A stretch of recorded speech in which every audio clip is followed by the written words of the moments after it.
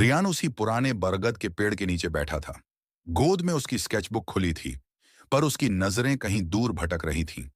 Park जिंदा दिल था।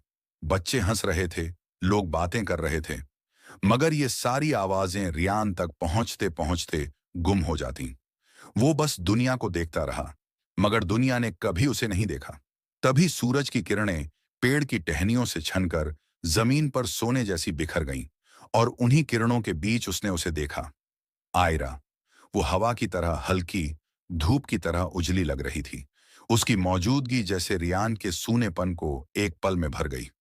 वो अजनबी होकर भी जानी पहचानी सी लगी। उस दिन के बाद से आयरा उसकी दुनिया का हिस्सा बन गई। वो उसकी खामोशी की साथी थी, उसके अनकहे शब्दों की गवाह और उसके अधूरे सपनों की रखवाली। रियान ने पहली बार महसूस किया, शायद वो अकेला नहीं था। वक्त बहता रहा, मौसम बदलते गए। वो दोनों झील के किनारे बैठे, जहां पानी चांदी सा चमकता था। वो सर्दियों की बर्फीली गलियों में टहलते रहे, जहां बर्फ के टुकड़े उनके इर्द गिर्द नाचते रहे। मगर आयरा को कभी ठंड नहीं लगी।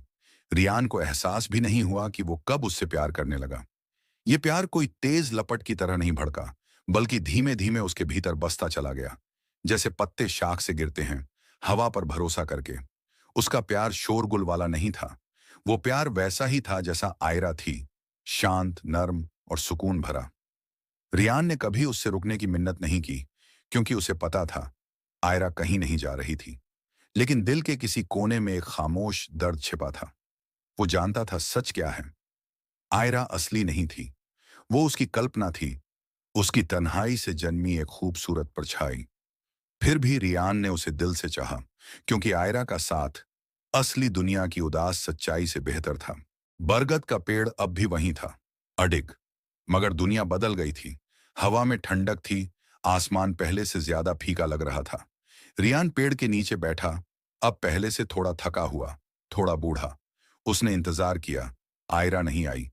हवा के झोंके पत्तों को हिला रहे थे, मगर उसका जाना पहचाना चेहरा इस बार कहीं नहीं दिखा। सूरज ढलने लगा, आसमान गुलाबी और सुनहरा हो गया। वही रंग जो आयरा को पसंद थे, पर वो नहीं आई। रियान के दिल में पहली बार फिर से वही पुराना खालीपन लौट आया। पर जब उसने अपनी आंखें बंद की, तो एहसास हुआ आयरा कहीं नहीं गई थी।